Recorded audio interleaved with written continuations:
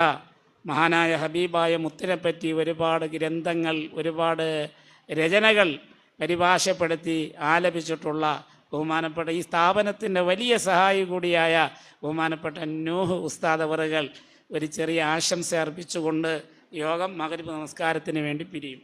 നൂഹ് ഉസ്താദിനെ ക്ഷണിച്ചു.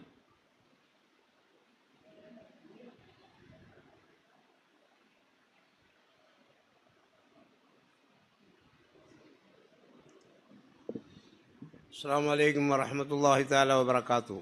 അപ്രതീക്ഷിതമായാണ് നമ്മെ ക്ഷണിച്ചത്. എന്തായാലും നമ്മൾ പ്രതീക്ഷിക്കാത്തതാണ്.